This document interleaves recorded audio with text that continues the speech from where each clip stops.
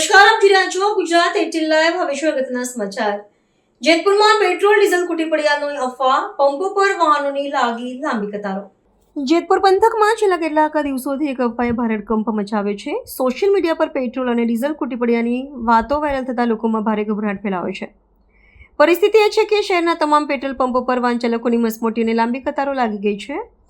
લોકો ઈંધણનો સંગ્રહ કરવા દોડી પડ્યા છે, જેને કારણે સામાન્ય જનજીવન અને ખાસ કરીને રિક્ષા ચાલકોની રોજીરોટી પર માઠી અસર પડી રહી છે.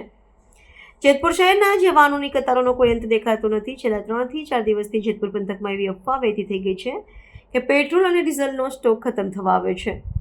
બસ આ એક અફવાએ લોકોને રસ્તા પર લાવી દીધા છે. લોકો પોતાના વાહનોની ટાંકી ફૂલ કરાવવા અને ઈંધણનો સ્ટોક પૂરો કરવા પેટ્રોલ પંપો ઉપર ઉમટી પડ્યા છે. વાહન ચાલકોને કલાકો સુધી લાંબી કતારોમાં ઉભા રહેવાનો વારો આવ્યો છે.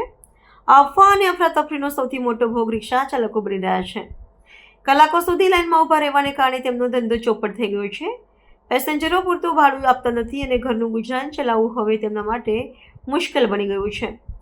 માત્ર સ્થાનિકો જ નહીં પરંતુ મધ્યપ્રદેશ સહિત અન્ય રાજ્યોમાંથી આવેલા વાહન ચાલકો પણ રસ્તામાં અટવાયા છે અને ડીઝલ માટે કલાકોનો ઇંતજાર કરી રહ્યા છે.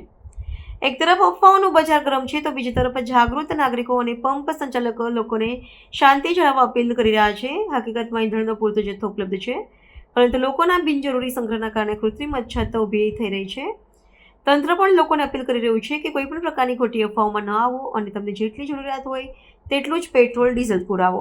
અત્યારે જે હાલમાં જે પરિસ્થિતિ છે જે પેટ્રોલ અને ડીઝલ માટેની, પણ એકચ્યુઅલમાં હું અત્યારે 2 કલાકથી અહીંયા ઊભો હતો પણ એકચ્યુઅલમાં મારે કેવું ડીઝલની મારે જરૂર હતી, એટલા માટે મારે અત્યારે ઊભો હતો. પણ એકચ્યુઅલમાં એવું કોઈ તંગી કે પેટ્રોલ ડીઝલની છે નહીં.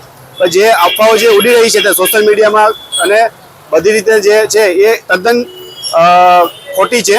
તો મહેરબાની કરીને આપણે અફવાઓથી બધું દૂર રહેવું જોઈએ. અને અત્યારે હરસંઘવી બી ઓલરેડી નોટિફિકેશન એવું કોઈ આવ્યું નથી કે આવી કોઈ તંગી છે અત્યારે સોશિયલ મીડિયા ઉપર.